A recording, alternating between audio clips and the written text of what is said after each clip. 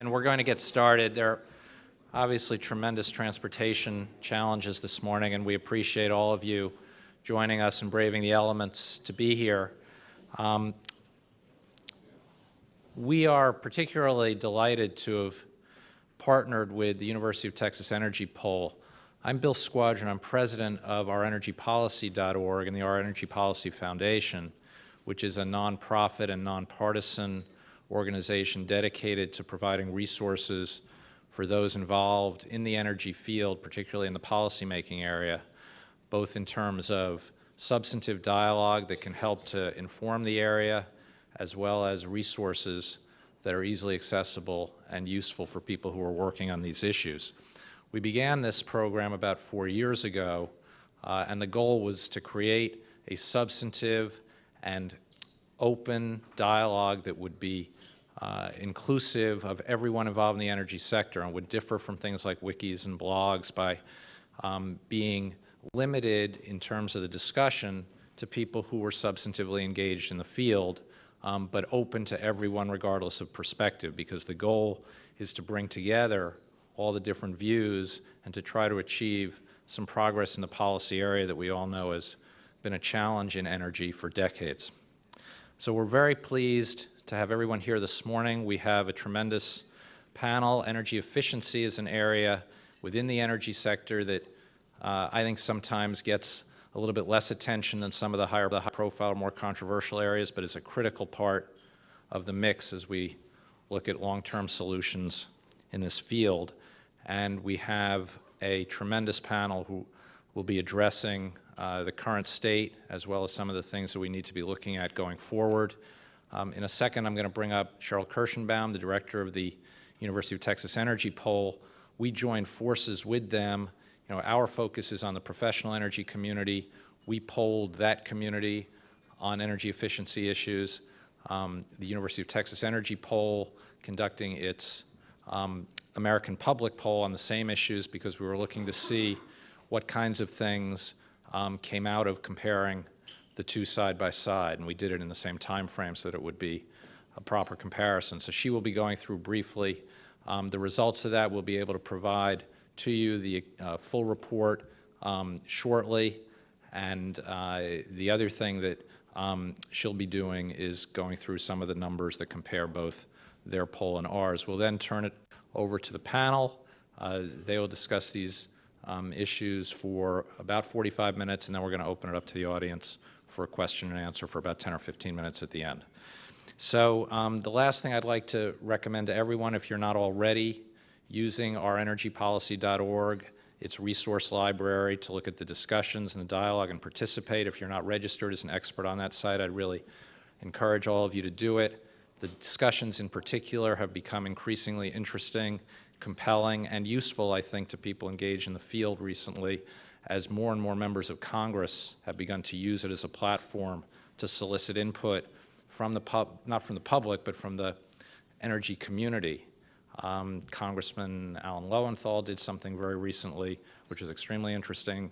Fred Upton did something very recently, which was really interesting in the natural gas area. So I really encourage everyone to get involved and participate because it's a growing resource that I think is going to continue to increase over time.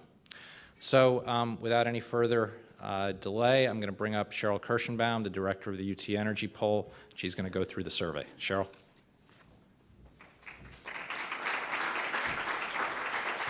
Thank you, Bill. And I'm delighted to see so many of you here today. Thank you for braving the weather.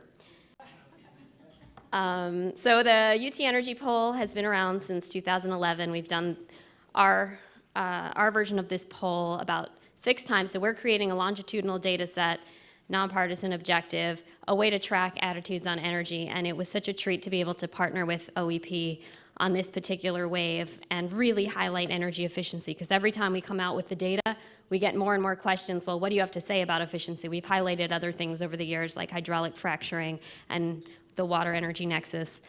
And we'll continue to be doing this. So without further ado, I think the best way to start this conversation is to show you a little bit of our latest survey. It's just really a snapshot of a much bigger data set to give you a sense of what we did and what we're doing. And of course, if you have any more questions, definitely come to us after, follow up with us by email or phone, and we'd be happy to provide a much more in-depth analysis on any given topic. But to give you a sense of what we've done, our poll is weighted to reflect U.S. Census demographics, so it should be nationally representative of the entire American public. The poll by OEP was distributed to their very vast network of energy professionals, and what we have represents those who opted to take the survey. So you can see the U.S. is about 50-50, 52% female, while the energy professionals, perhaps not surprisingly, does tend to skew male.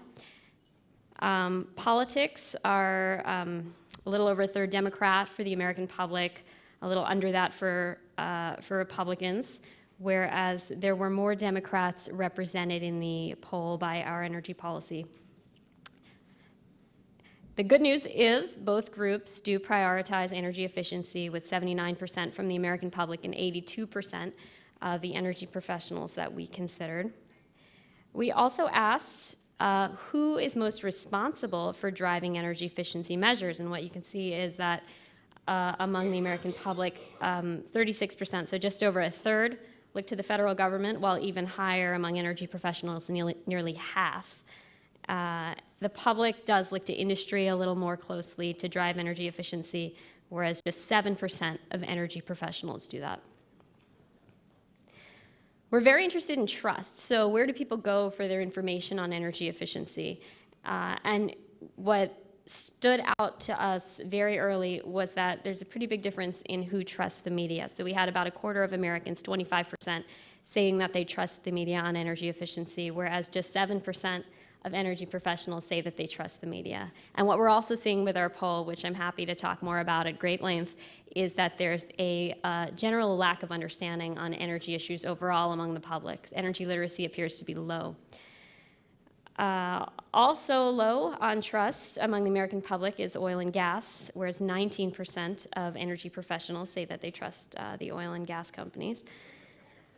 And some encouraging news for me coming out of academia, 48% of the American public say that they trust academic community and scientists, and that's even higher among energy industry professionals. And we also saw a pretty big split, which is just noteworthy as well, that 21% trust retail outlets among the American public, whereas just 6% of energy professionals say that they trust the information from retail outlets. So a pretty big disparity there.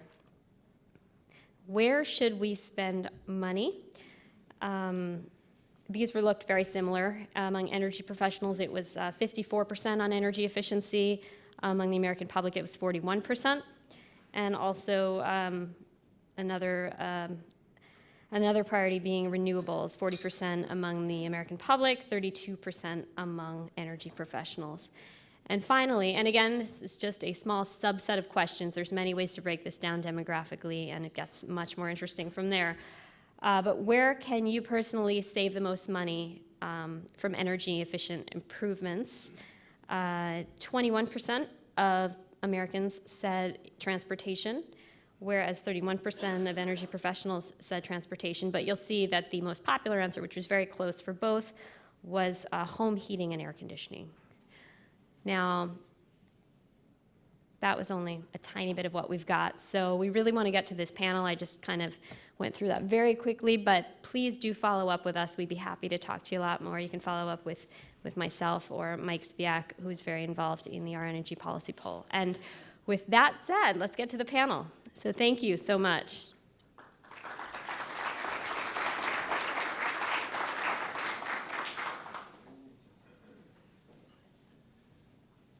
So while everyone's taking their seats, I'm going to just give a quick introduction. The broader bios are in the package that was available out front, and as you can imagine, each one of our distinguished panelists has a biographical sheet that would take a long time to describe, so I'm just going to be very brief. We're absolutely delighted to have such a diverse and expert group. To my far left, Judy Greenwald, who's the Deputy Director for Climate, Environment, and Energy Efficiency in the Department of Energy's Office of Energy Policy and Systems Analysis. Before that, she had been for many years, and lastly, the Vice President for Technology and Innovation at the Center for Climate and Energy Solutions, which was previously the Pew Center for Global Climate Change, and earlier in her career worked as an advisor to the White House panel on climate change, worked on the Hill at the Energy and Commerce Committee, so a tremendously distinguished career in this field. To her right, Michael Weber, who is the Deputy Director at the Energy Institute at the University of Texas, Associate Professor of Mechanical Engineering there, and is involved in all kinds of energy entrepreneurial and incubation activities throughout the industry. So I would urge you to read some of the things he's doing because it's pretty amazing.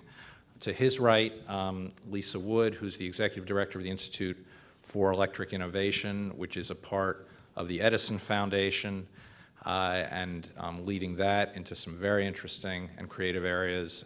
Before that, she had spent several decades working with utilities all over the country on economic, financial, and market analysis issues, so a real expert in working directly with utilities on how to deal with consumers and programs to encourage different kinds of behavior. She's also an adjunct professor at Georgetown. She's also on the board of Energate, so again, you can read the long list of things she's doing. And then finally, Marilyn Brown, who will be moderating the panel. We've been working with Marilyn at Our Energy Policy for a number of years. She's our topic director for energy efficiency. She is a professor at Georgia Tech. She's on the board of numerous organizations, and she's been a tremendous supporter of what we've done. And in closing, what I do want to make sure everybody's aware of is that OurEnergyPolicy.org is an online vehicle for discussion. So the discussion that's going to take place today will actually continue online.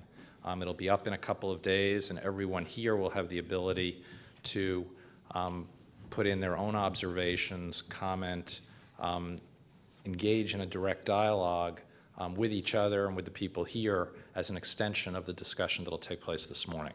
So with that, I'm going to turn it over to Marilyn, and I think it's going to be a great discussion. Thanks. All right. Thank you, Bill, and thanks everyone for making your way here this morning. We have had the benefit of several very interesting energy efficiency dialogues on our energy policy website, so I hope you'll take a look at some of those. I thought that perhaps we might begin by talking about the concept of energy efficiency before I turn this over to Q&A with the panelists, because it has evolved, and it's really important to hone in on what it is we're trying to focus on today. So I always think of energy efficiency as getting more for less, that is more energy services while consuming less energy.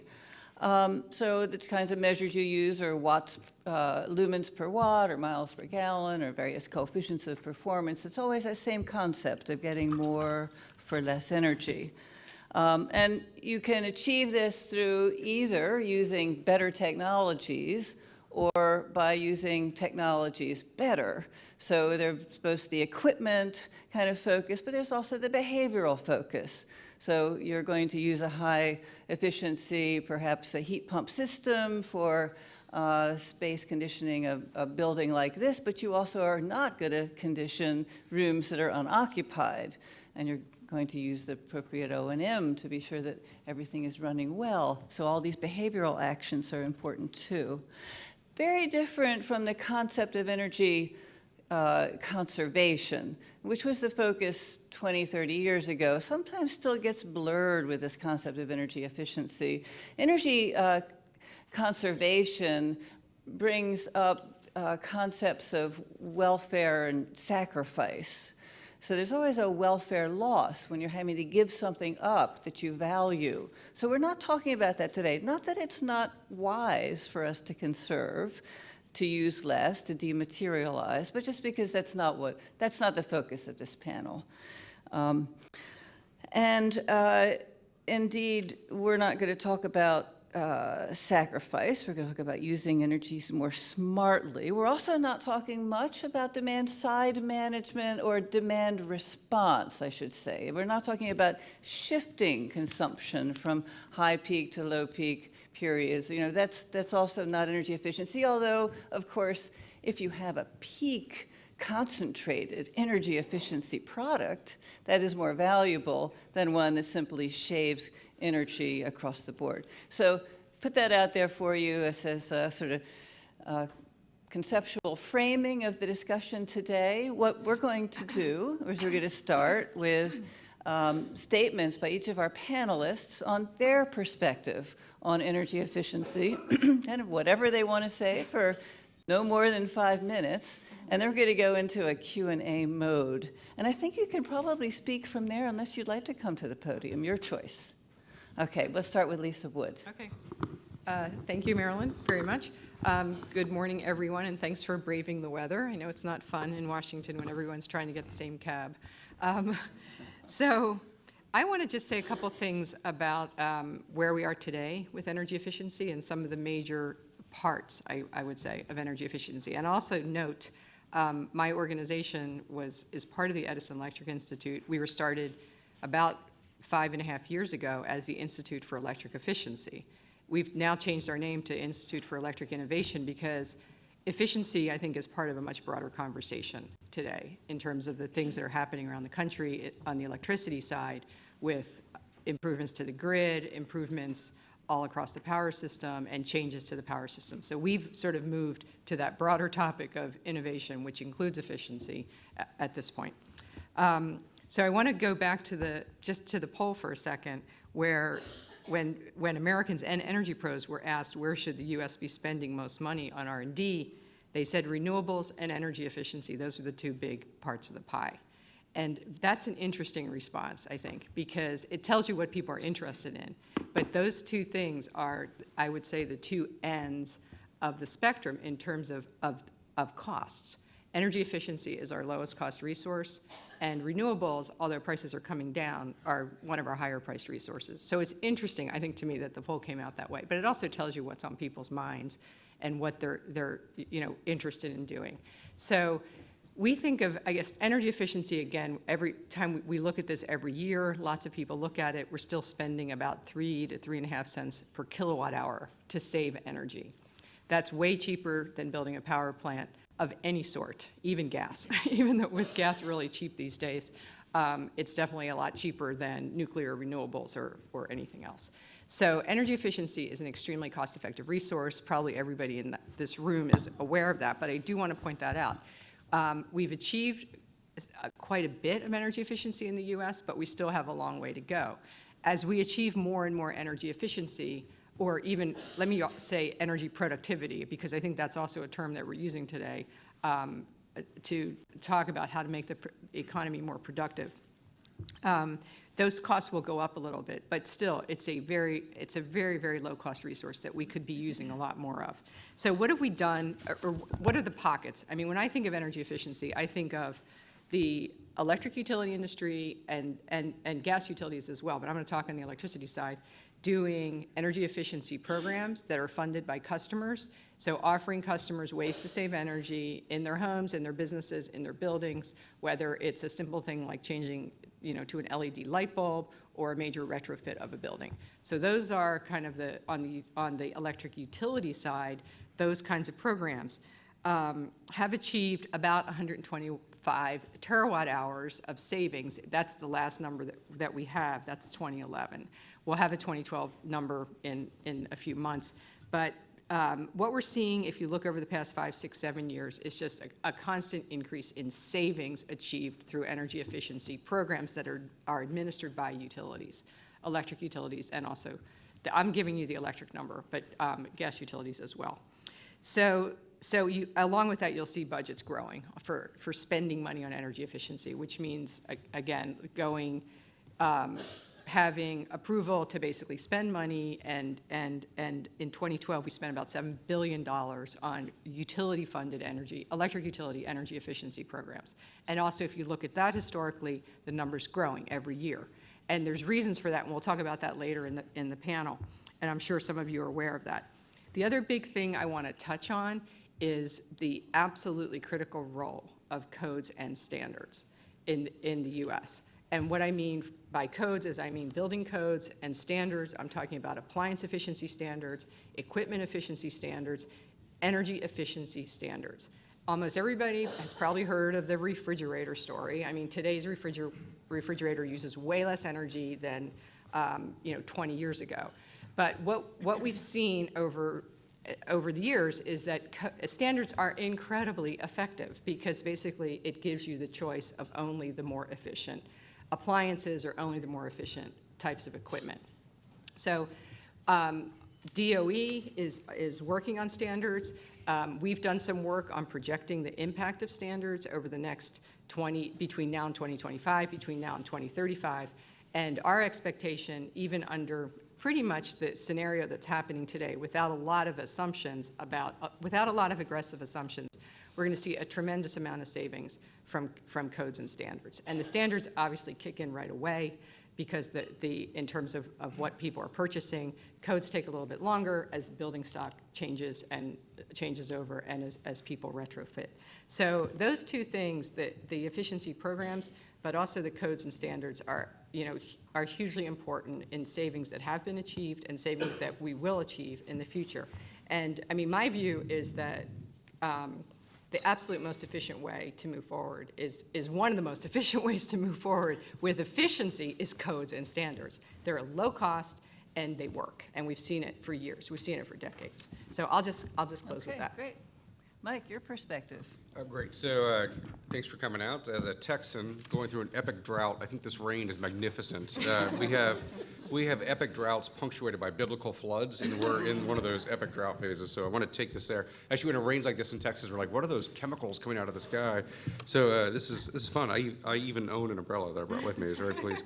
I'd like to note that the energy poll revealed that the energy industry is 3/4 male, 1/4 female, and this panel is flipped. So we are now in balance as a world. So I'm pleased with that. A couple comments. One is the poll, digging into details that wasn't shown today, so I urge you to look into some of the data.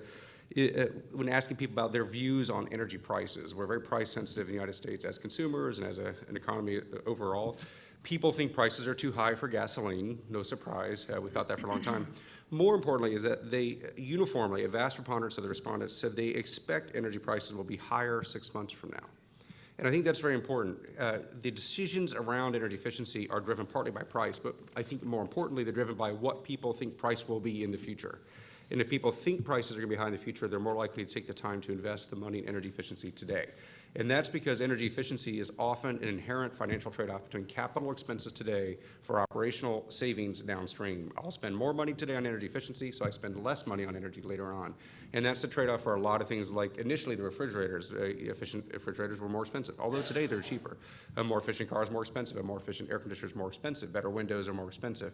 All these decisions around energy efficiency require more money up front, but then you make the money back over a couple months or years, depending on your payback, as you save your energy expenditures later. And then a funny thing happens, we all do it because of codes and standards, like Lisa mentioned, those costs come down, so the energy efficient windows are not that much more expensive. But there's this upfront capital versus downstream capital. So there's a capital problem, a financial problem.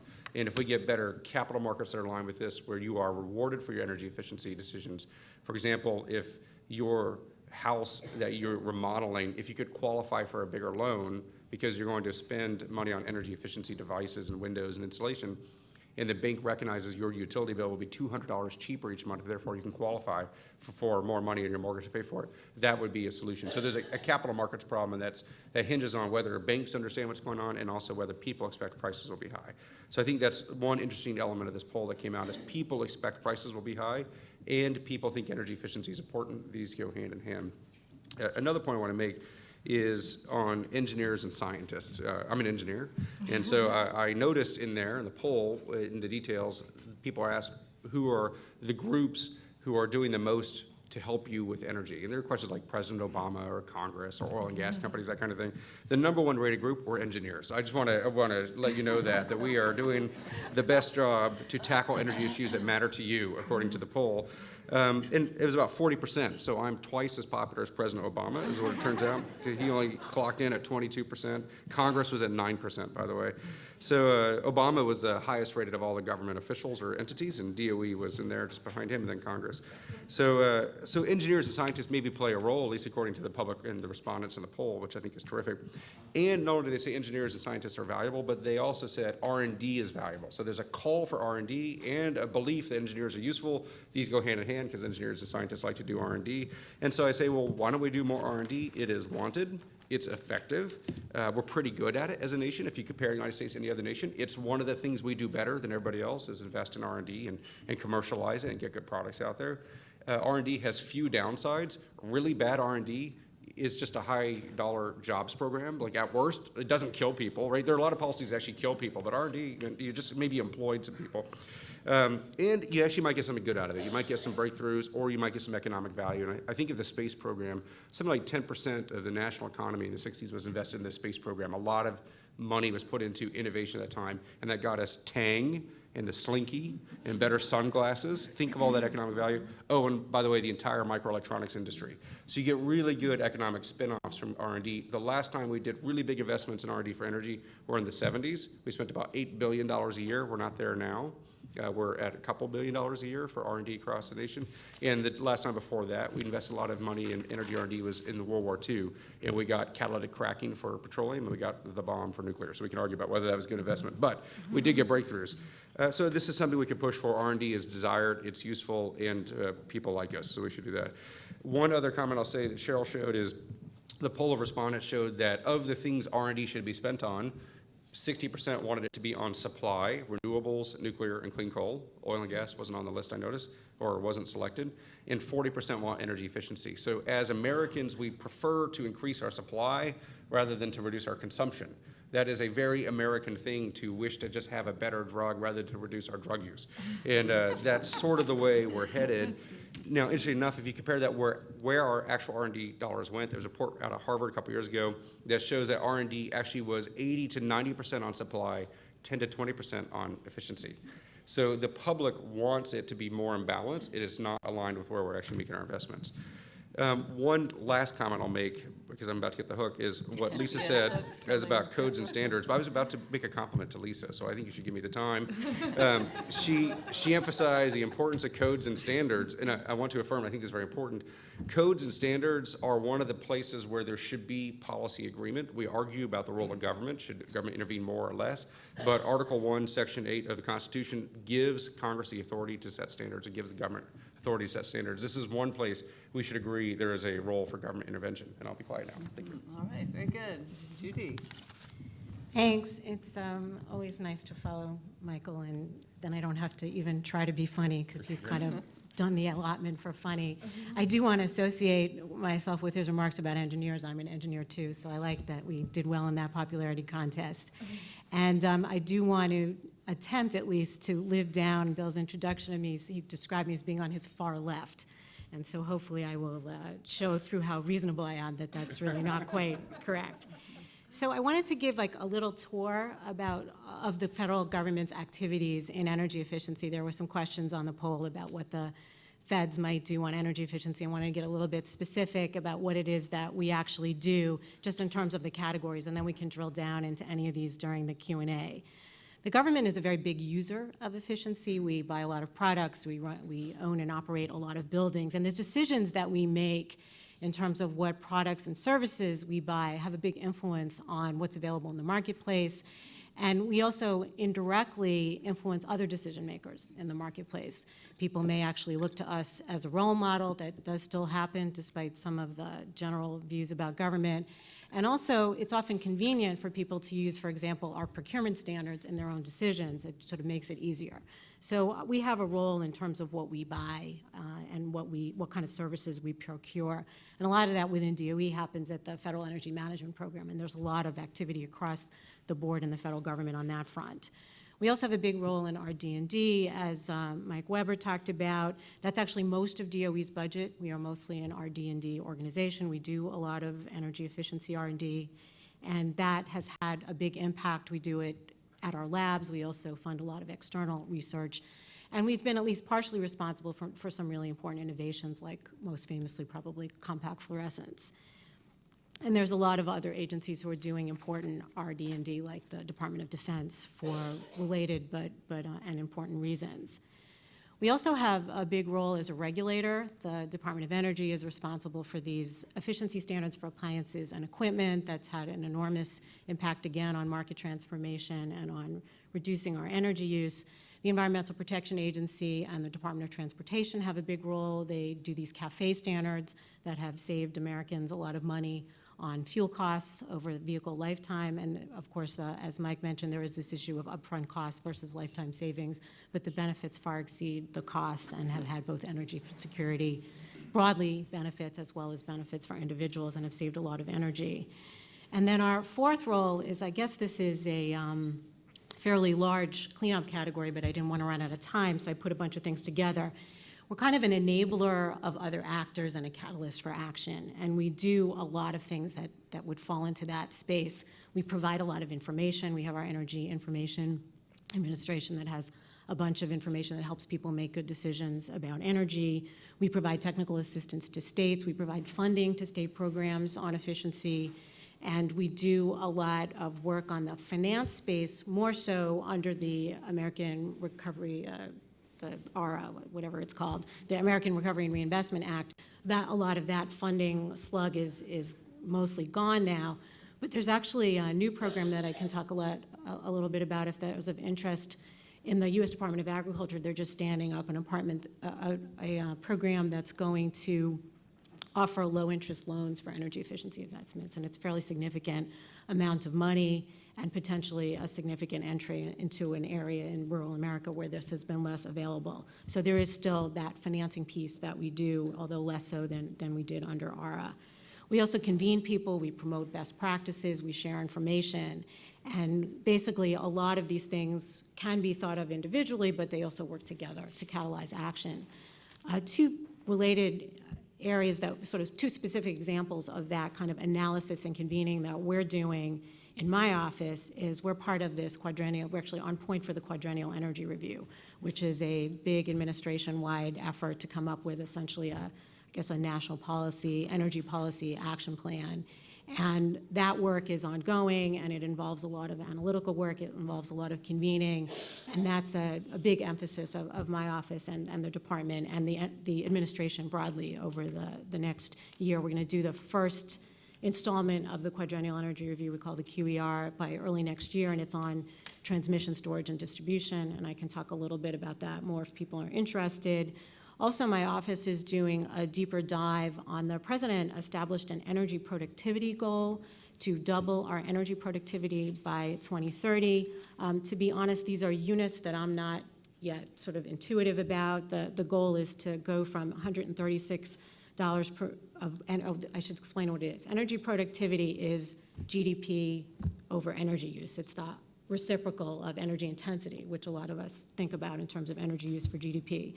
So right in 2010, we were $136 per million BTU, and the goal is to get by 2030 to $216 per million BTU. And I have trouble getting my arms around what that really looks like. One way to think of it is that by 2030, we need to be using 20 quads less energy than we otherwise would use in the base case. So that's a way to, it's a pretty ambitious goal. We've started doing a lot of work toward meeting it, both internally and thinking about how it can be met by the broader economy, because by all the other players in the energy efficiency space, which is a lot of how we're going to get there.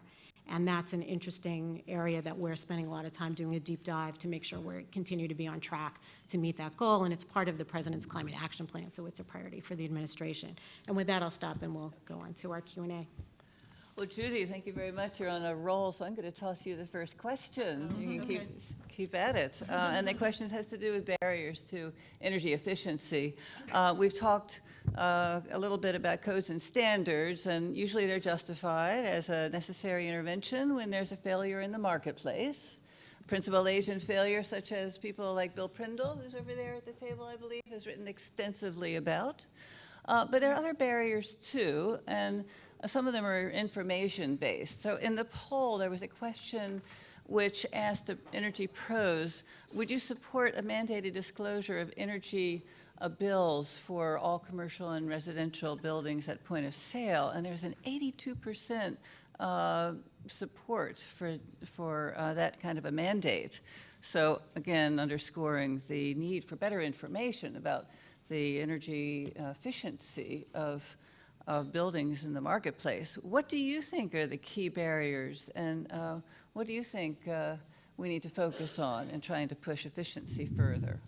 So yeah, it's a good segue from the basic federal roles that I was describing. All of these federal roles really are about going after these barriers and trying to address them. And certainly our provision of information is all about that. It's to help people make better decisions to deal with that lack of information. The other barriers are important too, though, because as much if you give people information but they really can't afford to act on it because either they themselves can't reap the benefits, for example, if they're an owner, if they're a renter as opposed to an owner, this is the split incentive problem. If you make an investment and you're just a renter, you're not going to be able to reap the benefits of that. And if you're building a home and somebody else is going to live there and actually pay the energy bills, it's hard for you to reap those benefits. So it is important to deal with figuring out how we can actually fix those market barriers so that the right people can get the right incentives. And some of that is about providing financing, and the federal government does do some of that, although budgets are tight now, but there is some interest in doing that. And again, that's one of the key goals of this new USDA program, is to help with the financing of energy efficiency measures for rural cooperatives particularly and their customers. R&D is also going after a key barrier, and this is true for most things, that the private sector is not going to provide R&D to the socially optimal level. So we need to step in there. And then particularly with efficiency, there are a lot of private benefits, and luckily we can reap a lot of those, and that makes efficiency pretty attractive to ordinary consumers and businesses, but there's also a lot of public benefits to energy efficiency. So unless the government steps in, you're not going to get the socially optimal amount of investment or purchase of energy efficiency. So I think we need to play, I think that's why the government needs to play a role. I've mostly focused on the feds, but of course there's a lot for states and locals to do, and the way that energy policy works in our country, for many arenas, they are actually on point more than the feds. So a lot of the information provision and these programs happen at the state and local level. Lisa, you want to say something? Yeah, I Yes, do want to say, please. I just want to add to this. For commercial buildings, because you started talking about commercial buildings. I think one thing is what you're proposing is it's a great idea, but is it going to happen, right? So, sometimes it's better to do a little thing that might be more likely to happen. And I think a little thing that we could do as a country in the US with commercial buildings is to say, every time there's either an ownership change or every time a tenant leaves a space, the new lighting has to be efficient. Because when you look at efficiency, when you look at energy use in commercial buildings, people think about heating and cooling, but it is lighting, lighting, lighting. The biggest potential savings, we've seen this for decades, and it's still true, at least until 2035, potential savings in commercial buildings is in lighting. So just a simple thing, like when a new tenant moves in, I'm talking about commercial tenants, or when there's an ownership change, you have to upgrade the lighting. Architecture firms have to propose efficient lighting. A lot of them don't even think about it. It's more about, it's design and all that, but now we've come such a long way in lighting technology, there's all kinds of options. So that's what I would propose. Because the mandated disclosure programs have actually taken off. There's some traction behind them. I think there are 7 or 8 cities across the U.S. now that have requirements, and many other cities, including my hometown, Atlanta, are considering for commercial buildings. What's the utilities' perspective on that? Is that, think the electric utilities are supportive, or think it's an Well, imposition? actually, I'm going to give you a real-life example. Okay, in Charlotte, North Carolina, in downtown Charlotte, Duke started a program to have the downtown. There's not a large number of large commercial buildings, but they did start to put in place, and I forget the name of the program right now, but kiosks, so people could see energy use in the programs. So, I think it's a great idea. I do think the utility industry would support it. I think the more visibility around energy use, it's better. It's better for everybody to have a sense of not just the people that own the buildings, but the people that work in the buildings as well. Mike, I'd like to toss you a question about energy education. Do we have an energy IQ problem, an energy literacy problem in this country? There were a couple of relevant factoids from the survey. One is that pros were almost unanimous in supporting the creation of new and bigger training and education programs in energy. And there were also a number of interesting results, I'm sure you have noticed, about the types of information sources that were seen as most reliable. Being at the National Press Club, it was interesting to me that the pros ranked the media as next to the bottom on the list of reliable sources of information on energy efficiency. So what is all of that about, and what should we be doing? Yeah, great question. So I do think there is a problem with energy literacy or resource literacy in general. I feel like as a nation, we're not as sophisticated in our knowledge, understanding of energy as we could be or should be. And I think that's a problem. And I think the poll actually showed that people who were polled and responded also agree with that. So not uniformly, but in general, Americans are very confident and we think we're very smart. So let me give an example. I think it's like 85% of drivers think they're above average drivers. And that is impossible, right? Only 50% of us can be above average drivers, but we all think we're above average drivers. And I wonder who those 15% are who think they're bad drivers. But we all think we're good drivers. We all think we're smart. But in this poll, there was sort of a survey of how knowledgeable do you feel about energy? And something like a third, I can't remember the numbers exactly, about a third said, I do not feel knowledgeable. A third said they feel reasonably knowledgeable, and the rest were somewhere in the middle. This is a surprisingly honest assessment by respondents that they don't feel confident in their energy knowledge. And I would say as an educator, this is probably true. People feel like energy is very complicated, it's very technical. It has all these non-obvious parts that are hidden that you don't understand. And so it's a tricky subject and people don't know much about it and they don't know where to go to get the information. So I would think that people are sort of honest and self-admittedly ignorant by their own assessment about what they need to know for energy. And as a nation, this is a problem. It's how we get policies that make no sense on energy, and there are countless examples of this over the last 40 years. So what do we do about it? I don't know. I can tell you a few things I've been trying to work on that might be getting traction and we're experimenting with. There's the college courses, so I teach college courses, and so for those 50 students who happen to get in and can afford the thousands of dollars tuition, that works great for those 50. We have 315 million people, so that's not a good model. There are a lot of energy books out there, but it's not clear which ones are the best ones. You can do online courses. In fact, I did an online course, a MOOC, a massive online open course this past fall called Energy 101, just as a test, and 44,000 people signed up, which I think is sort of interesting. So it's a sign that people they feel like they don't know the information and they want it. So that's a good sign. People want the information, don't know where to go. So if you give them an option, they'll follow up on it. And there's TV and radio and other things we can do. So I think we do have an energy literacy problem.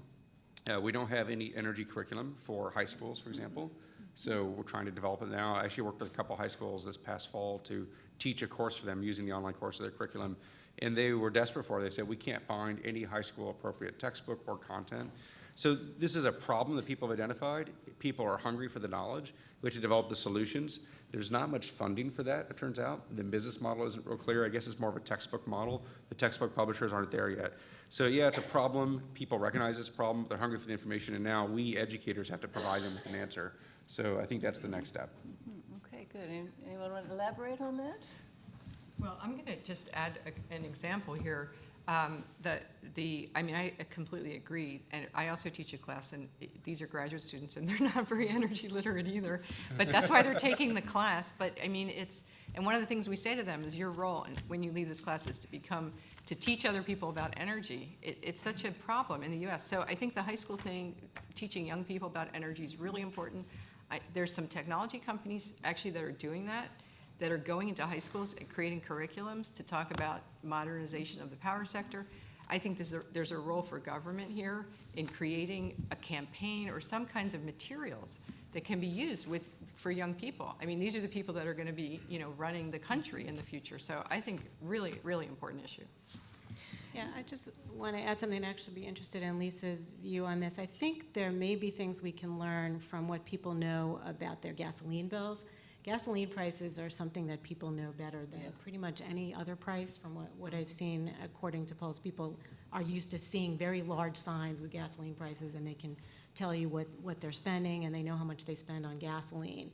And so that's becomes an easier sell then, because then we also have really good labeling for fuel efficiency of vehicles, and that sort of information, people seem to be able to make that connection. I think buildings and sort of the energy we use for electricity and gas is a little more challenging, and I think there's probably a lot that could be done through the information that comes in with bills, and a lot of utilities already do that. I'd sort of be interested in, if Lisa thinks there's more there. But I do think if we could make people's feel for what they spend on the rest of their energy bill and what they could do to fix it, that's broken down more, the kinds of uses that they have and how it affects their monthly bill, that actually could have a big effect. Yeah, I think that the administration is going to have a tough time getting the public to relate to this productivity goal, because dollars of GDP per BTU, what's a BTU, or is it per million tons of oil equivalent, or how are we measuring these things?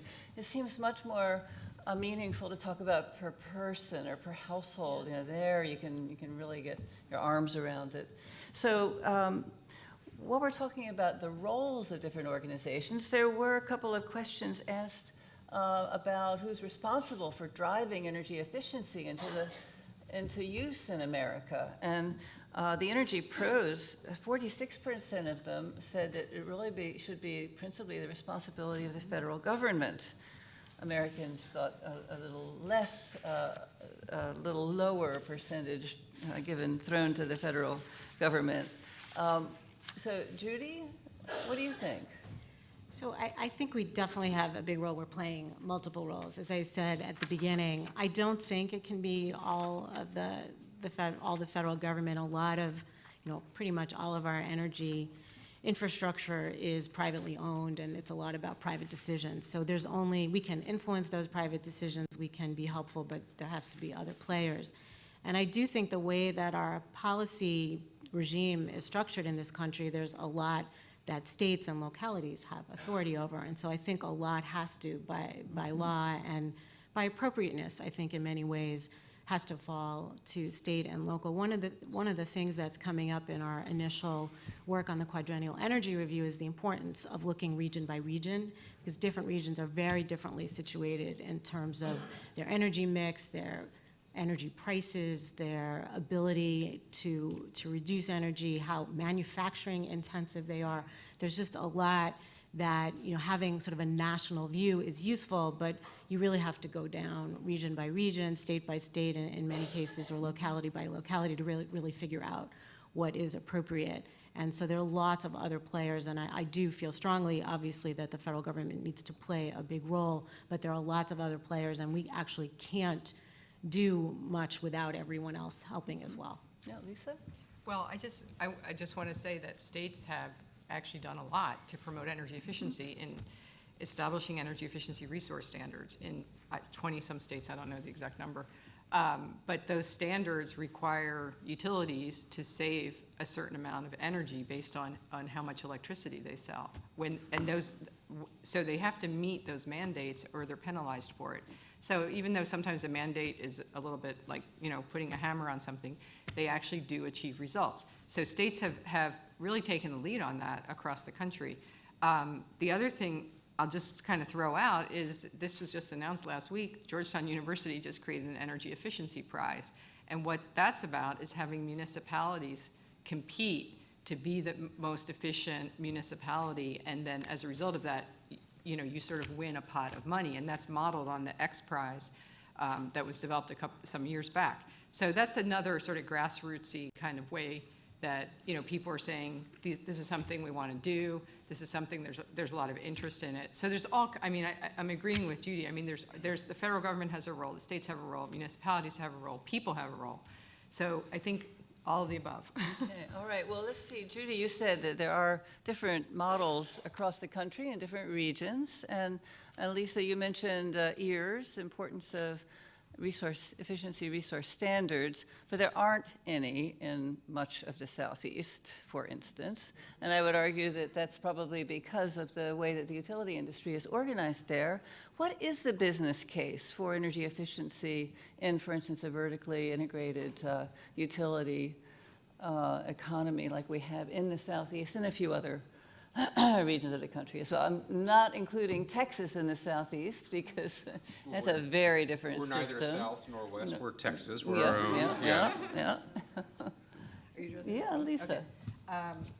So I'll just kind of go back to, on the one hand, utilities sell electricity. On the other hand, in many states, they also promote efficiency programs to save electricity. In some states, those programs have been in place for a couple of decades, and that's basically the West Coast, as well as much of the Northeast. And we've seen those programs, and again, savings from those programs and spending on those programs grow in leaps and bounds. It's not a question so much of being vertically integrated or deregulated, whether you have efficiency programs. It's really a question of your state regulatory environment. And is the right regulatory framework in place for your company to both, make it make sense to both sell electricity and save electricity for efficiency programs. So it seems kind of weird when people say, why are utilities trying to save electricity when their job is to sell electricity? But we do, and you've probably heard these different terms. There have been over, again, 20 years or so, sort of this development of the regulatory framework to make that make sense. And what it means is utilities that run efficiency programs are able to first recover their costs for running the programs. I mean, that's a simple thing. The second thing is just related to the way we structure electricity rates in the US. And we structure them so that utilities don't really recover the fixed costs of maintaining the grid from selling electricity. They don't recover it as a fixed cost, they recover it on through a throughput measure, through selling electricity. So what winds up happening is if the more energy I save from efficiency programs, the less I'm going to be likely to recover all of my fixed costs. And because of the way we in the US happen to regulate and create electricity rates, that leads to a problem with fixed cost recovery or revenue recovery. And the solution to that is some sort of decoupling, which is really just a true-up mechanism at the end of a year, at the end of a quarter, to say you can recover those fixed costs. We're going to true that up because your efficiency programs were successful. So interestingly, I had an opportunity to interject a question about decoupling on the Our Energy Policy poll for the pros. And it was the one question that we were not able to evaluate responses for because we had so many of the respondents say they didn't know what we meant. What did we mean? I know decoupling, if you're really deep into the roots, the three-legged stool, which leg were we talking about? But I think they really meant they didn't know what the issue was. Mm-hmm. What is this about chewing up and getting revenue recovered, that sort of thing? So I'd say we got an energy education problem there. Well, to teach them what decoupling means, yeah. But the utilities understand it, and the state regulators certainly understand it. And those are, that's the sort of decision making. But to put pressure on the regulators. Are you sure state regulators understand it? I would say, having worked with a lot of regulators, I think a lot of regulators. I would say yes. Okay. The Texas experience might be different. So the decoupling is complicated. And that's where you separate the revenue of sales, like you said, from energy efficiency and everything else. I think regulators are often bound to either don't understand it or cannot act on it for a variety of very complicated pressures. I think it's very hard to do this. And so I think your question was, what does this do to the integrated utility? I think these trends are very bad for the integrated utility. I think the current utility model is not going to be here 20 years from now. And I think there's a race to figure out what the new model will be and who will survive and who won't. But I think it's going to be very different. I think it's going to be a shakeup for the industry, kind of the way it was for telecom in the 80s and the way it was for oil in the 1910s, that kind of thing. So these kind of shakeups happen. I think we're about to have one. I've got no idea if it'll be good or bad or who's going to win or lose, but I think it's going to be different for sure. There are a lot of disruptive challenges facing the utilities today. Sort of along those lines, though, one of the benefits that efficiency sometimes can offer is improving grid reliability. And I wanted to toss this to you, Mike, because I know you've been involved with the Pecan Street Initiative, one of the largest smart grid projects in the country. Do you think that energy efficiency has a role in delivering grid reliability? And what's your experience there? Yes, it's a great question. So I think the short answer is energy efficiency is very good for grid reliability. The longer answer is, well, it's complicated and it depends. But the short answer is, if we consume less, that will strain the grid less. If we have demand that can be turned on and off, like pool pumps or water heaters or things that we don't need on all the time, that can be used to prop up the grid in times of strain. So grid reliability can be improved by efficiency, and it's mostly good news, and it saves money for us and helps us avoid power plants and that kind of thing. If you could dig down one layer deeper, it can get complicated because LEDs are very efficient light bulbs, and they run on DC power, and if we do a lot of LEDs and we do a lot of solar panels, it will actually mess up the power quality on the grid. So if you start doing too much energy efficiency and you haven't accommodated like power factors or power quality and that kind of thing, which is more like electrical engineering terms, you kind of put junk onto the line, so to speak, and that messes up grid reliability. So we can't just do a bunch of energy efficiency. We have to do a lot of energy efficiency in a thoughtful way, preparing for the day when we have 20% energy efficiency on the grid, not 1%. And what's that going to do to everybody, all our big industrial customers who have big motors, that kind of thing? Are we going to put a lot of noise on the lines that will mess up reliability? So that's one thing we have to watch out for. We're not there yet. It's not a crisis yet, but something you have to worry about if big box retailers reinvent their footprint to be much leaner, which would be great. They would save themselves money and save a lot of strain for all of us. But there might be this second order effect we have to watch out for. So one of the big contributors to grid reliability available still to be pursued in the U.S. is combined heat and power. And we're doing so little of it. There's a new executive order, just about a year old, with setting a goal. But since the 2005 Energy Policy Act, which allowed utilities to no longer be required to purchase the generation from these CHP plants, we've seen almost no investment. And yet for grid reliability, having distributed generation like that could be very, very helpful. So what is going on there? Anyone care to weigh in on the CHP dilemma? I always have a comment, so I'll jump in. All right. Combined heat power is a very efficient use of resources. We tend to burn a fuel and get some useful energy out of it, and we throw away 2/3 as waste heat. So we got a lot of waste heat around. And we can find that waste heat, use that waste heat that would save on costs and all sorts of things. And there are places where waste heat's very valuable. For example, there are heating districts in Boston and in Copenhagen, cold climate areas. University of Texas actually has a heating loop on campus, so we use our heat in the winter. We don't know how to use that heat in the summer, which is a challenge. So one of the problems with combined heat power is you need to have a customer for the heat, which in cold climates in the winter is fine. It turns out the largest users of combined heat and power are industry, and in particular oil and gas, which a lot of people don't realize. They use the heat for processing and petrochemicals and all sorts of things. So I think the single largest combined heat and power installer in the world is ExxonMobil, actually. I need to check that, but I believe ExxonMobil has the biggest combined heat and power installations in the world because it saves them money. It is a good investment, and they can use the heat. Yep. So how do you get other people to use the heat? Well, we need to find a way to convert that heat into additional electricity or to cooling, not just heat. Yep. So we need like absorption, air conditioners, and that kind of thing. So there's an opportunity here. That is the low-hanging fruit, is all the waste heat we have in America.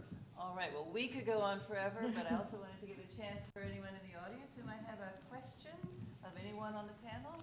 Yes, With all of and the, please introduce yourself. and Brittany, with all of the rollout of the smart meters, with the extensive AMI work that's being done and all the opportunity for knowledge that will result from those smart meters, does the panel think that the grid modernization / the AMI rollout will really improve the issue that you all have talked about in terms of energy education, energy information? Yeah, I'll start. I do think that this information really matters. I do want to mention something about the role of consumers. I'm going to sort of take this question as an opportunity to talk about, because I think it relates to the business model as well. You know, both the other panelists talked about how the business model for the utility is both really about the regulatory model as well as the business model, but it's also about the consumers. And I know, at least in my family, there are at least two categories of consumers and how we like to use information. You know, you have consumers who love this information. They want to manage their energy use on their iPhones, and there's other people who really don't want to be bothered. And so I do think how information gets used, there's going to be at least those two categories, people who would like someone else to manage their energy for them and might actually be willing to pay for that, particularly once they have information about what that might look like, and others who actually want to actively be involved users of that information. And I think we see some of that playing out in the debate about metering, about what, do people really want this information? And so I think the information is going to be useful, but it's going to be useful differently depending on what kind of consumer you're talking about. Thanks, Jen. That was a great question. Yeah.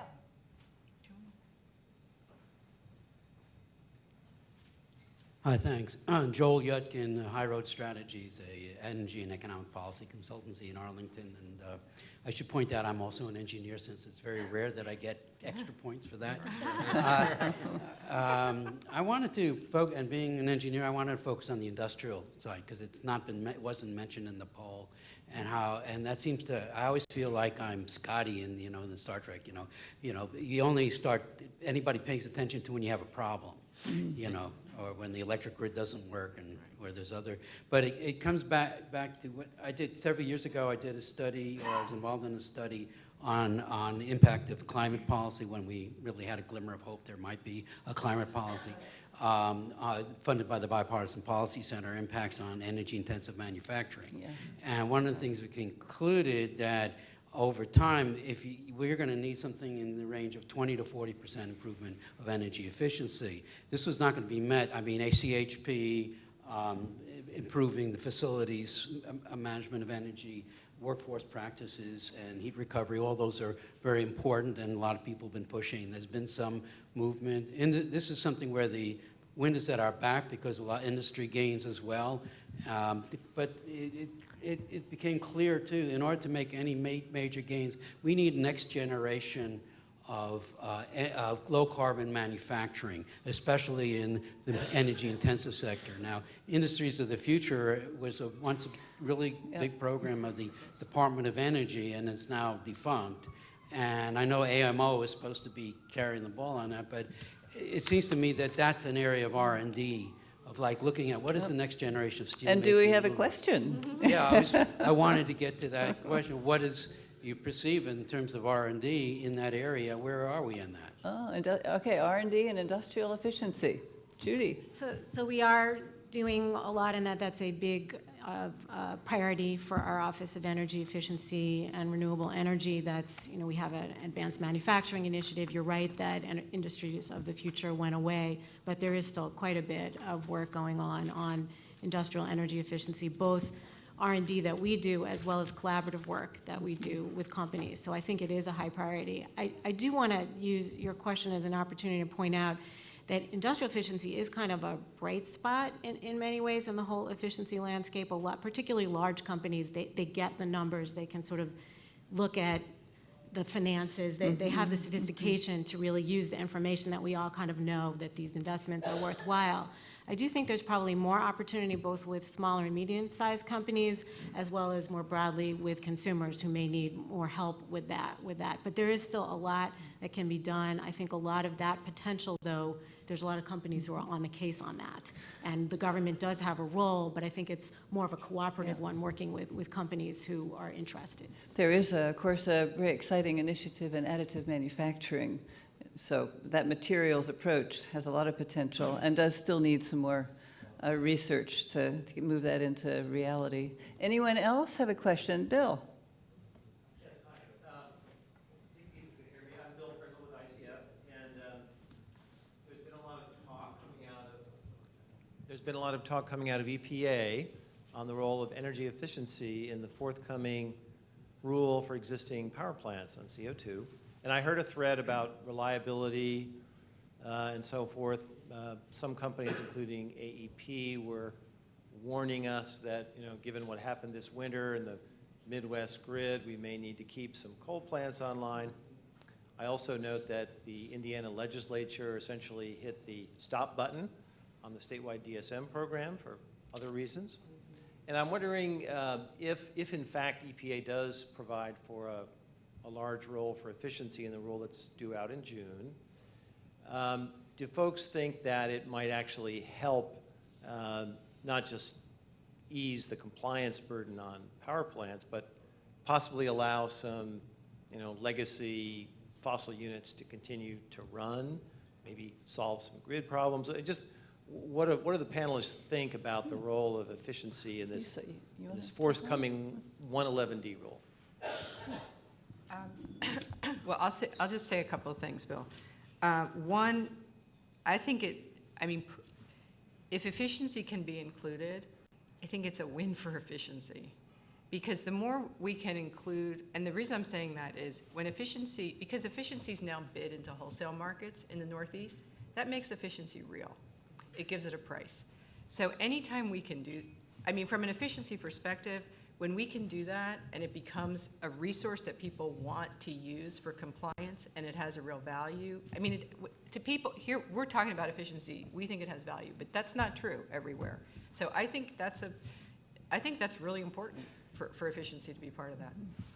Yeah, during the really tough January that we had in the Southeast, I'm on the TVA board of directors. I was watching how those plants were being dispatched, and in hindsight, a lot of credit is given to energy efficiency and demand response for meeting some of that load that otherwise would have been difficult. We were having trouble getting natural gas. Supplies were tough. The wind that we had procured from the west wasn't coming in because the oil there was too cold for the turbines to be able to spin, or for the generator to be able to work. So efficiency really was powerful in its role, and looking forward to it in the future. Let me get another question over here. Yes, sir, next to the microphone. Yep. Terry Hill with the Passive House Institute. We can retrofit existing houses and build new and save 90% energy heating and cooling, okay? Throw a little DC inside the envelope, and we've got a pretty powerful combination. Throw a direct current microgrid in the mix, and my question, this is the question, who is taking a clean slate approach to this whole utility supply grid and painting a what-if picture? Because without it, nobody has an idea. Judy, is that a focus of the QER? Clean slate, probably not. Interestingly, one of the theme of the QER, I'll take it as a QER question, the theme of the QER is transmission, storage, and distribution. And one of the key attributes of transmission and distribution is how long-lived those assets are, and how the transmission and distribution system that we have today largely got built decades ago and is likely to last decades. And so we are kind of stuck to some extent with the infrastructure we have, so that is both limiting but potentially enabling. So I do think that there are lots of things one can do to enable a really different kind of energy future, but it's hard, you can't start with a completely clean slate. There's the investment that exists is just too big, and you can't avoid that. Yeah, last question, and then we'll wrap up. My name is Chuck Manto. I have a small R&D company in microgrids. I have sort of a marketing question to follow through on his. I'm wondering how we can engage far more participation from the American public generally, and I have in the form of a couple of questions on the code and policy side. So for example, we put solar panels on homes. To what degree would it be beneficial to have a policy which would subsidize energy storage instead of just generation for those circumstances? So when the grid goes down, I actually have the ability to use power in my own home. And similarly for hospitals, there was an interesting book that just came out called 5 Days at Memorial, where the skeleton staff at the hospital in New Orleans had to decide to euthanize a dozen or more patients because the power went out and they couldn't evacuate the patients. And I'm wondering, in light of things like that, is there an opportunity to recommend, say, that all hospitals make 20 to 30% of their own power either on-site or near-site, so that in the middle of an emergency, you don't have to evacuate the very facility you need the most? And a hospital is an icon that everybody understands and loves enough that maybe we wouldn't even have to put the burden on the hospital to fund it. We would just, in our own local communities, rally around our local hospital and find out a way to make it more viable in the long haul in a way that creates a vision that each of us can feel like we have something we can understand to do something about, as opposed to only having experts in Washington figure it out.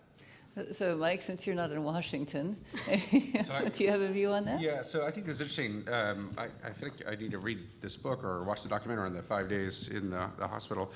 I think this could be a codes issue. Like we said earlier, we could just have a code requirement that hospitals have slightly different code than others. I think it's an interesting idea.